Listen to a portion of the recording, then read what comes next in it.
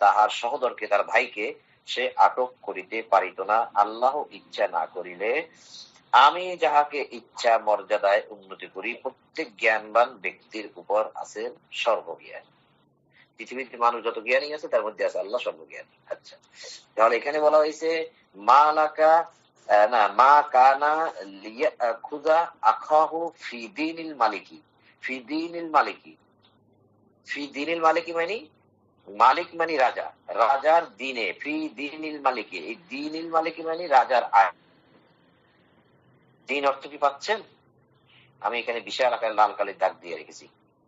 দিন, দিন অর্থ কি পাচ্ছেন? দিন অর্থ আইন, দিন অর্থ বিচার ব্যবস্থা, দিন অর্থ জীবন ব্যবস্থা, দিন অর্থ জীবন নীতি। তাহলে দিনের মালিকি মানে রাজার দিনে সে তার ভাইকে আটক করতে পারত না, কারণ রাজার দিন ছিল জেলখানায় করা।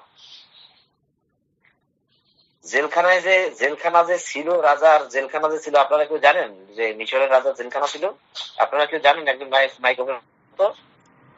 জি ভাই জানি। কেমনে জানেন? ওই ইসুফ রে ওই জেলখানার ভিতরে আটকে রাখছিল। বাস, বেশি আর লাগবে না। তার মানে জেলখানা ছিল।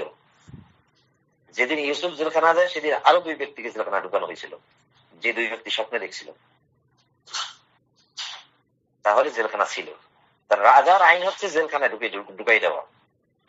আর একটা আইন আছে, যদি সেরকম ভাবে হত্যাযোগ্য অপরাধ হয় তাহলে তাকে ফাঁসি দিবে, সেটা ভিন্ন আইন। কিন্তু এখানে আল্লাহ বলতে রাজার যে আইন, সে একটা পানপাত্র মানে একটা স্বর্ণের একটা গ্লাস, স্বর্ণের গ্লাস, পানপাত্র বলা। পানপাত্র মানে যা দিয়ে পানি পান করে, হ্যাঁ, স্বর্ণের গ্লাস, যেটা রাজা স্বর্ণের গ্লাসে পানি পান করতেন, সেটা মূল্যবান গ্লাস।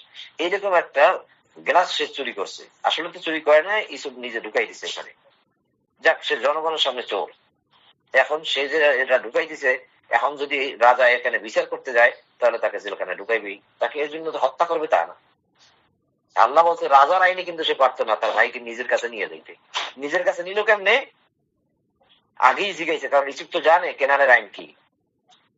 ইসুফের পিতামাতা যেখানে আছে সেখানে দেশের আইন কি, সেখানে রাজার আইন কি, তা তো ইসুফ জানে। সেই জন্য ভাইদের কাছে জিজ্ঞাসা করছে যে তোমাদের দেশের লোকেরা কিভাবে চোরকে শাস্তি দেয়? আমাদের দেশের লোকেরা চোরকে শাস্তি দেয়, যার জিনিস চুরি হয়েছে তারও জিনিসে চলে যায়, কয়েক বছরের জন্য সে তার গোলামি করে, কয়েক বছরের জন্য সে তার গোলামি করে। ঠিক আছে, তাহলে আমার পানপাত্র তোমার ভাইয়ের মধ্যে, ভাইয়ের বস্তার মধ্যে পাইছি, তাহলে সে আমার গোলামি করবে, বাস তাকে আমি নিয়ে যাবো।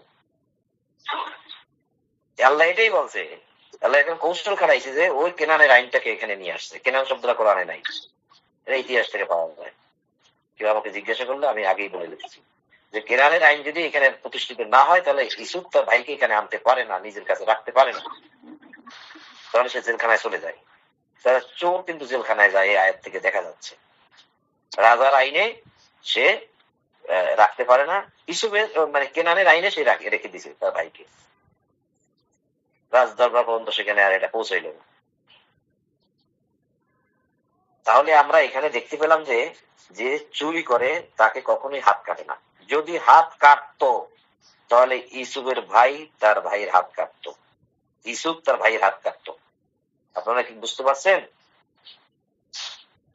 জনগণও বলতো যে তুমি তো আল্লাহর নবী, হ্যাঁ, তুমি তো রাজত্ব পেয়েছো, তোমার কথা মতো আমরা চলি, তাহলে কিতাবের যদি আইন থাকে হাত কাটা, তা তুমি তোমার ভাই হাত কাটলে না কেন? সে এত বড় একটা স্বর্ণের পেয়ালা চুরি করলো, তুমি তোমার ভাই হাত কাটলে না কেন? বলবে না জনগণ? বলবে না? বলবে। এখন একজন নবী হয়ে সে কি উল্টা পুল্টা করবে?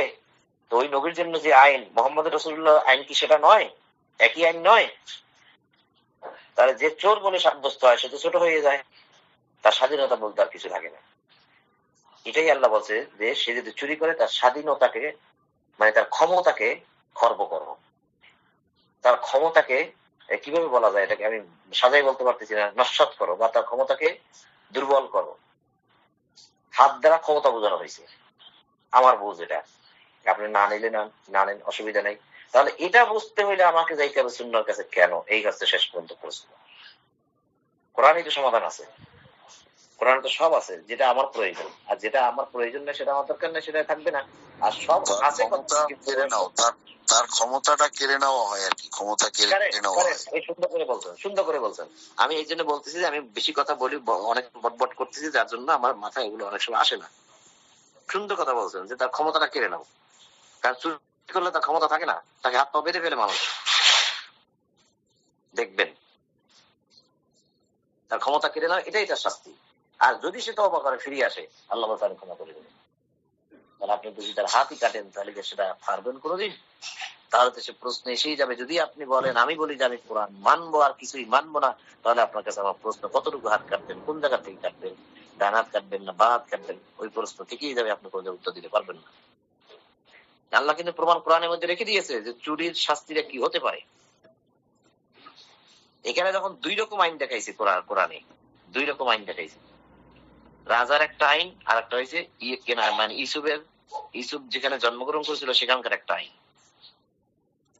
তাহলে ওই আইনে দেখা যায় যে যার জিনিস খোয়া গেছে, যার জিনিস চুরি হয়েছে, তার দাসত্ব করবে সে। মানে দাসত্ব বলতে দাসত্ব না, তার গোলামি করবে সে। এটা হতে পারে, দোটাই তো দিছে এখানে। আর যদি সে না করে তাহলে সে জেলখানায় যাবে। আর যদি সে বলে যে না আমি এখানে তার গোলামি করবো,